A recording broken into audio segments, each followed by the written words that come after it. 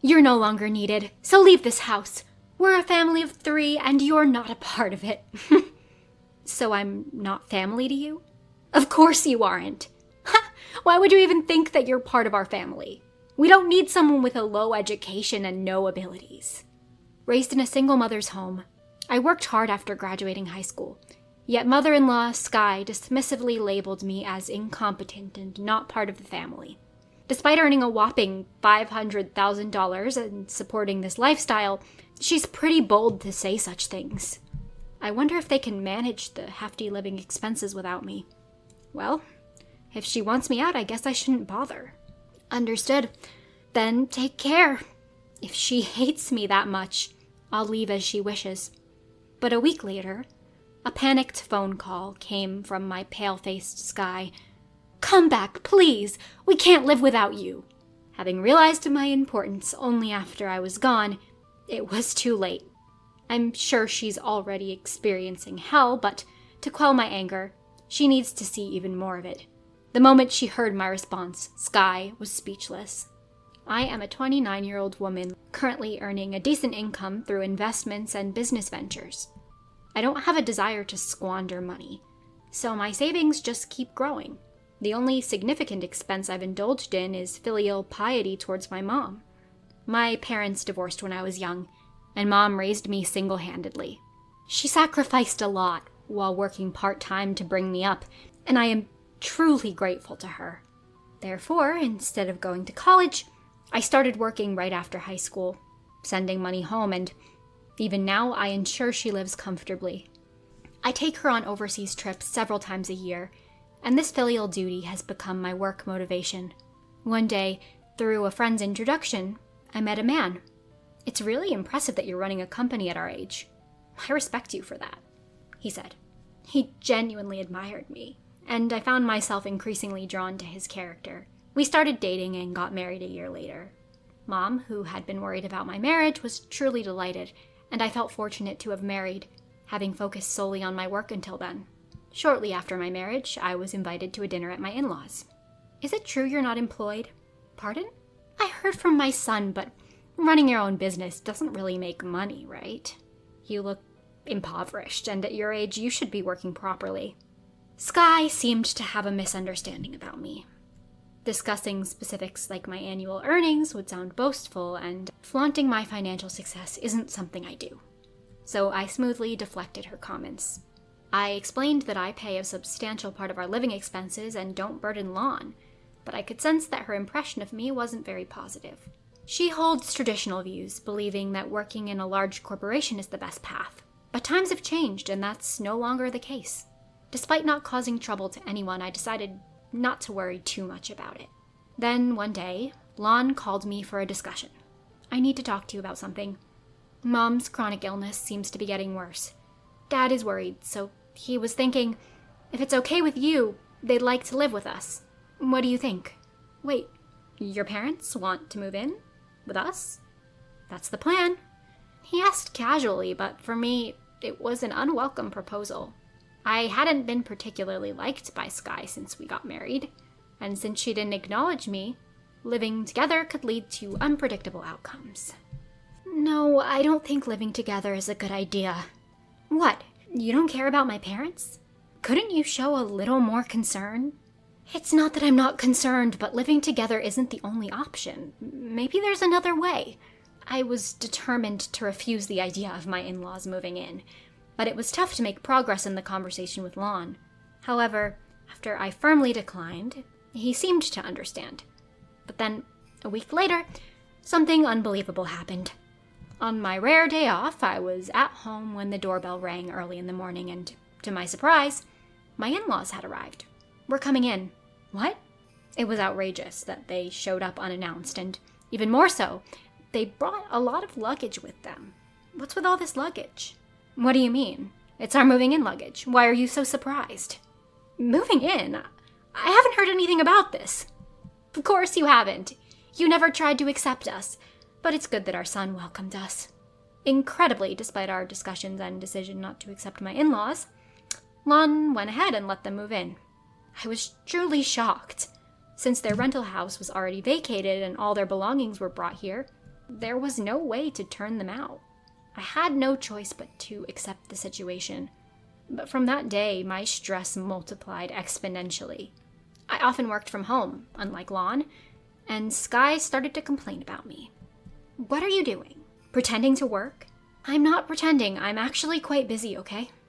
Playing around and then acting like a businesswoman. You don't even do household chores. What a life. I was too busy with work to handle household chores. And I thought, Sky, who wasn't doing anything at home, should take care of them, especially since she moved in. However, she did nothing of the sort and constantly criticized me for focusing on work and not doing household tasks. "Why do you pretend to work? What's so fun about that?" "I'm not pretending.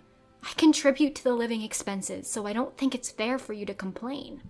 Though Sky fell silent at my retort, her presence was a constant irritation. It was a stressful life, and my work became even busier, leaving little time for anything else.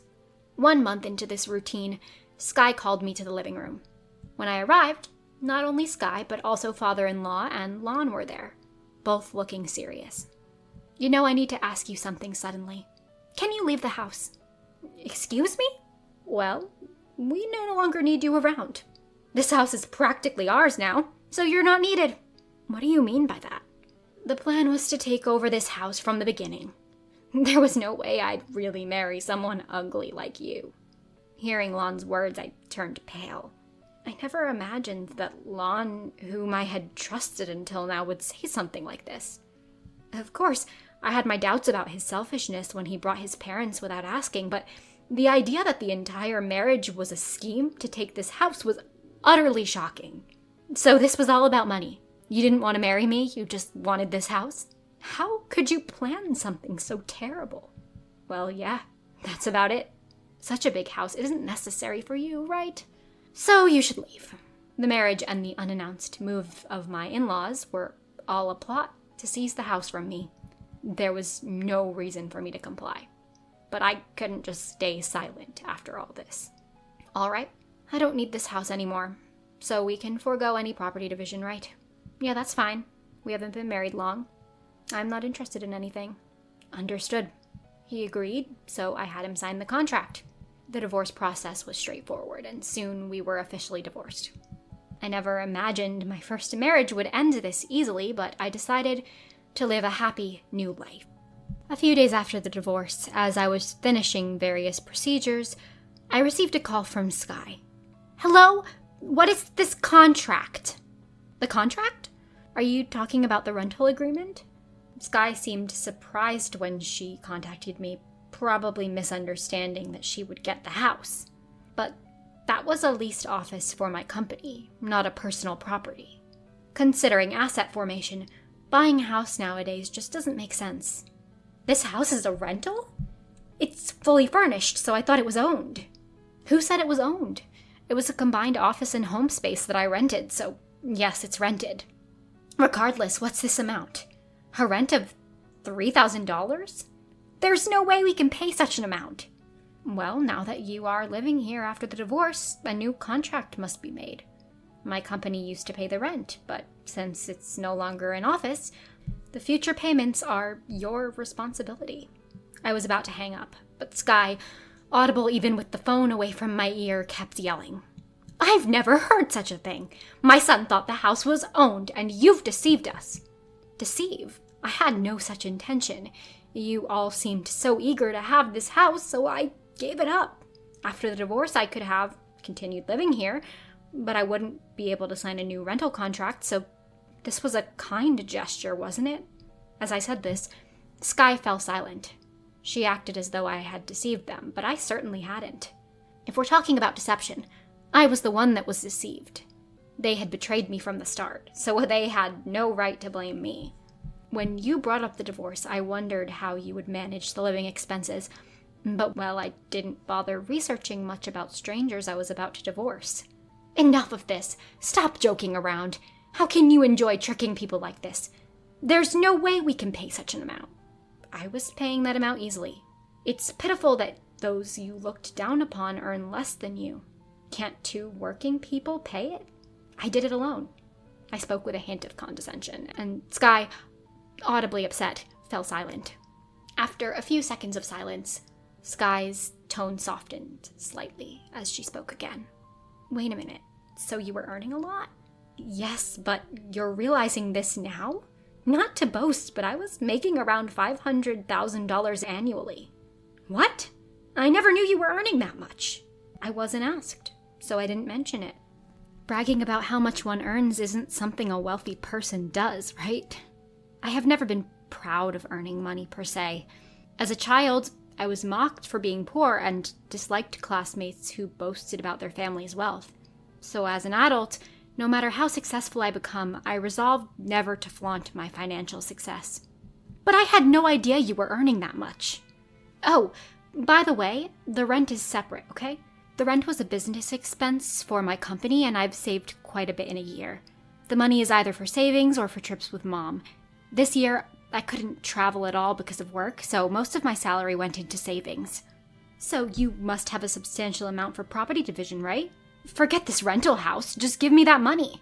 The reality of my $500,000 annual savings was dangled before Sky, who had been disappointed to learn the valuable house was just a rental. She immediately latched on to this amount. Property division is essential in a divorce, you know that, right? Sure, but didn't you read the contract? What? We both signed it, right? After the divorce, we agreed not to divide any property. I didn't split my ex-husband's assets, nor do I plan to split mine. We both signed the contract. Despite discussing the no property division in front of Sky, she seemed to have forgotten, almost as if she had dementia. But when I mentioned the contract, she momentarily fell silent, then quickly resumed. That's invalid!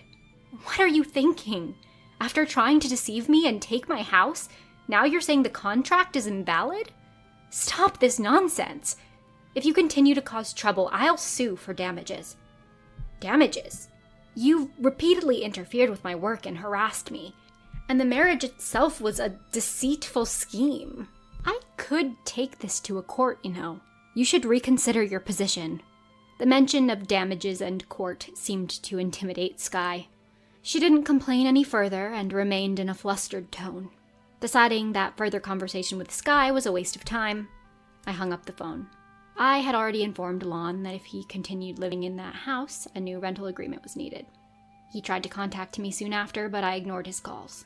However, after persistent calls for over 30 minutes, I finally answered. Hello? Why are you calling so much? Are you out of your mind? Can we cancel divorce? I was really wrong. I'm sorry. Huh? That's impossible. Why should I do that? I was astonished that he who had deceived me so much was now asking to cancel the divorce. I can't make it financially. You used to pay most of the rent and living expenses, and I spent the rest on shopping, so now almost all my salary goes to credit card payments. Dad quit his job thinking we had the house secured. He quit his job? His company was doing poorly, and they offered more severance to those who retired early. Then he should manage with that severance. It's different. He foolishly bought a car with it, and now we're struggling. Realizing the absurdity of their situation, I understood my ex-husband was in dire straits. Yet it's audacious for them to seek help after having deceived me. We are already divorced and strangers now. Whatever happens to you or the house, it's none of my concern. If you continue bothering me, I'll sue for the troubles you've caused. Please don't say that. I did love you. I aimed for the house, but deep down Listen, I can't trust the words of someone who deceived me once. The world isn't so forgiving, and as an adult, you should know that. Just stop causing trouble. I said that and hung up. I turned off my phone to avoid further contact. Eventually, the calls stopped, and I have no idea how they're managing now, but I cut ties and started a new life. Since then, I haven't been in contact with Lon, and I don't know the specifics, but from what I've heard through mutual acquaintances, Lon has apparently quit his job. Apparently, he and his parents parted ways, but his credit card debts and the stress of having little money for living expenses led him to stop going to work. It seems like everything has become insignificant to him, and he has stopped making credit card payments. Currently, he is reportedly proceeding with filing for bankruptcy. As for the parents, most of the severance went to buying a car, leaving them with little cash. Apparently, out of necessity, the two started working, but due to their advanced age, finding a company willing to hire older employees has been difficult. Therefore, they seem to be living a modest life while working part-time jobs. Despite dreaming of a lavish life in a big house, they're now living the opposite. Even with their pension, it's insufficient for living, so they're working part-time, leading a frugal life. Meanwhile, my business is thriving, and I'm living with Mom, enjoying our time together. We go out for meals after work and take day trips on the weekend. It's a joyful life.